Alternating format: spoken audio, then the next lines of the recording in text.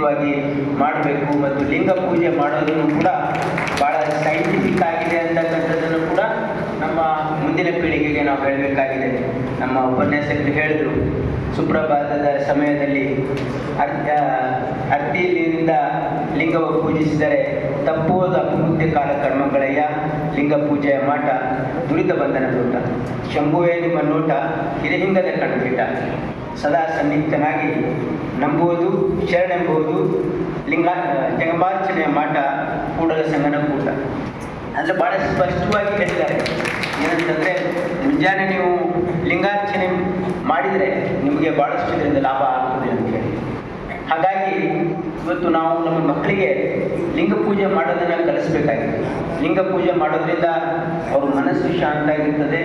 ಲಿಂಗ ಪೂಜೆ ಮಾಡೋದ್ರಿಂದ ಅವ್ರಿಗೆ ಬುದ್ಧಿಶಕ್ತಿ ಹೆಚ್ಚಾಗ್ತದೆ.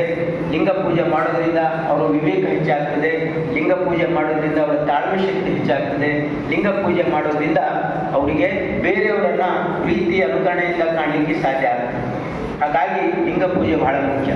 ಹಾಗಾಗಿ ನಾವು ವಚನ ಸಾಹಿತ್ಯ ಮತ್ತು ನಮ್ಮ ಲಿಂಗಾಯತ ಧರ್ಮದ ಆಚರಣೆಗಳನ್ನು, ಅದು ವಿಶೇಷವಾಗಿ ಲಿಂಗ ಪೂಜೆಯನ್ನು ಮತ್ತು ಕಾಯಕದ ಸಂಸ್ಕೃತಿಯನ್ನು, ನಮ್ಮ ಸತ್ಯಶುದ್ಧ ಕಾಯಕದ ಪರಿಕಲ್ಪನೆಯನ್ನು ಮತ್ತು ನಾವು ಎಲ್ಲರನ್ನ ಒಪ್ಕೊಳ್ತಕ್ಕಂಥದ್ದು ಏನಂದರೆ ನಮ್ಮ ಅಷ್ಟಾವರಣ, ಶಟಸ್ಥಳ ಮತ್ತು ಪಂಚಾಚಾರಗಳನ್ನು ನಮ್ಮ ಮಕ್ಕಳಿಗೆ ಹೇಳ್ಕೊಡೋದ್ರ ಮುಖಾಂತರ ನಮ್ಮ ಧರ್ಮದ ಏನು ಬುನಾದಿ ಇದೆ, ಬಸವಾದಿ ಶರಣರ ವಚನಗಳನ್ನು ನಮ್ಮ ಮನೆ ಮನೆಗೆ ತಲುಪಿಸಿದಲ್ಲ ಅಷ್ಟೇ ಅಲ್ಲ. ಯಾಕಂದರೆ ನಾವು ವಚನ ಕೇಳಿ ವಚನ ಓದಿದರೆ ಮಾತ್ರ ನಮ್ಮ ಜೀವನದಲ್ಲಿ ಪರಿವರ್ತನೆ ಬರಲಿಕ್ಕೆ ಸಾಧ್ಯ ಇಲ್ಲ. ಅದು ನಮ್ಮ ಜೀವನದಲ್ಲಿ ಅಳವಡಿಸ್ಕೊಂಡಾಗ ಮಾತ್ರ ಪರಿವರ್ತನೆ ಬರಲಿಕ್ಕೆ ಸಾಧ್ಯ ಇದೆ. ನಮ್ಮ ಮಕ್ಕಳಿಗೆ ನಾವು ಮಾರ್ಗದರ್ಶನ ಮಾಡೋದ್ರಿಂದ ಮಾತ್ರ ಅದು ಅವರಲ್ಲಿ ಪರಿವರ್ತನೆ ಆಗ್ಲಿಕ್ಕೆ ಸಾಧ್ಯ ಇಲ್ಲ.